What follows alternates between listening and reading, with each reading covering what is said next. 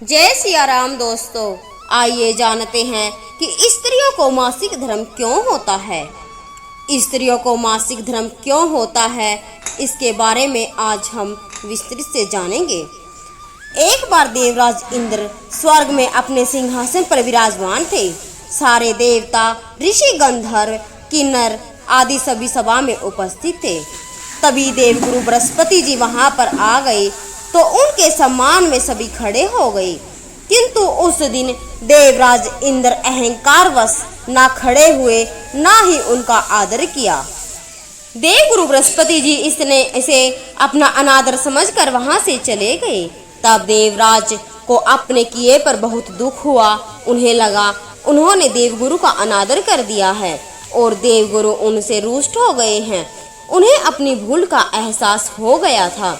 देवराज ने सोचा कि देवगुरु के आशीर्वाद से ही उन्हें स्वर्ग का वैभव मिला है, वह उनके क्रोध से सब नष्ट हो जाएगा। इसलिए उनसे क्षमा मांगने का विचार कर देवराज इंद्र उनके पास गए। देवगुरु बृहस्पति जी ने अपने योग बल से जान लिया कि देवराज इंद्र उनसे क्षमा मांगने के लिए आ रहे हैं, किंतु क्रोधवश उनसे भेंट न करने की इच्छा से देवगुरु वहां से अंतर्ध्यान हो गए। तब देवराज इंद्र को देवगुरु बृहस्पति जी वहां नहीं मिले तो वह निराश होकर वापस लौट गए। यह समाचार सब दैत्यों को राजा वृषवर्मा ने सुना तो उसने दैत्य गुरु शुक्राचार्य से भेंट की और उनकी आज्ञा से इंद्रलोक पर आक्रमण कर दिया। देवगुरु की कृपा प्राप्त न होने के कारण देवता दैत्य से हारने लगे। तब देवताओं ने ब्रह्मा जी को सारा वृत्तांत सुनाया और उनसे सहायता मांगी कि वह उन्हें दैत्य से बचे। तब तक ब्रह्मा जी ने उनसे कहा कि तुमने बहुत बड़ा अपराध हुआ जो तुमने देवगुरु को क्रोधित कर दिया। अब अगर तुम अपना कल्याण चाहते हो तो त्वष्टा ब्राह्मण का पुत्र विश्वरूपा, जो बड़ा तपस्वी और ज्ञानी है, उसे अपना पुरोहित बना लो, तभी तुम्हारा कल्याण हो सकता है। ब्रह्मा जी के वचन सुनकर देवगुरु इंद्र त्वष्टा के पास पहुंच गए और बड़े ही विनम्र भाव से त्वष्टा से निवेदन किया कि आप हमारे पुरोहित बनकर हमारा कल्याण करें। देवराज का निवेदन सुनकर त्वष्टा ने कहा कि पुरोहित बनने से तपोबल घट जाता है, परंतु आप इतनी विनती कर रहे हो तो मेरा पुत्र विश्वरूपा आपका पुरोहित बनकर आपकी रक्षा करेगा। पिता की आज्ञा से विश्वरूपा ने देवताओं का पुरोहित बनकर अपने पूर्ण प्रयत्न किए। प्रभु कृपा से देवराज इंद्र ने वृषवर्मा को युद्ध में परास्त करके अपने सिंहासन को पुनः प्राप्त कर लिया। त्वष्टा के पुत्र विश्वरूपा के 3 मुख थे। एक मुख से वह सोमपल्ली लता का रस पीते, दूसरे मुंह से मदिरा और तीसरे मुंह से अन्न आदि भोजन करते थे। देवराज इंद्र ने कुछ दिनों के उपरांत विश्वरूपा से कहा कि मैं आपकी सहायता से यज्ञ करना चाहता हूँ। विश्वरूपा की आज्ञा अनुसार यज्ञ प्रारंभ कर दिया।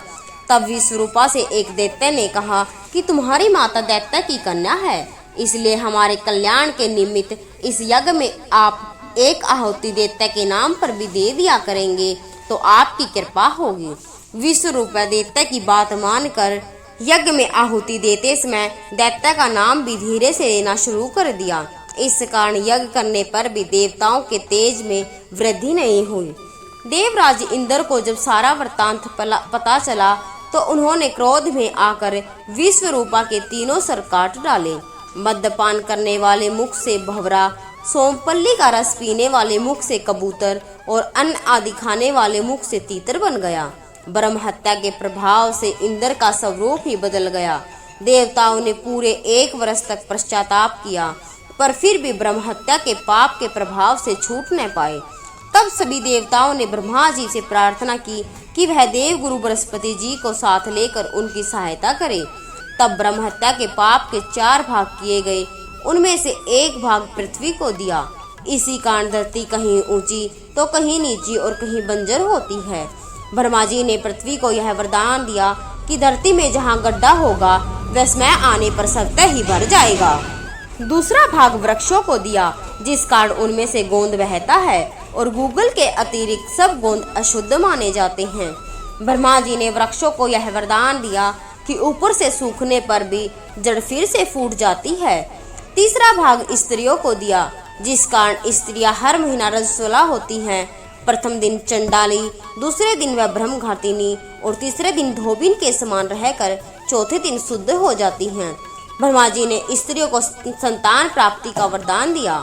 चौथा भाग जल को दिया, जिस कारण जल के ऊपर फैन और सिवाल आदि आ जाते हैं। ब्रह्मा जी ने जल को यह वरदान दिया कि उसे जिस चीज में डाला जाएगा उसका भार बढ़ जाएगा। देवराज इंद्र को इस प्रकार से ब्रह्म हत्या के पाप से मुक्ति मिली। तो दोस्तों, आशा करते हैं कि आज की कथा आपको जरूर पसंद आई होगी। अगर वीडियो पसंद आए तो वीडियो को लाइक और चैनल को सब्सक्राइब जरूर करें। जय श्री राम, जय श्री राम।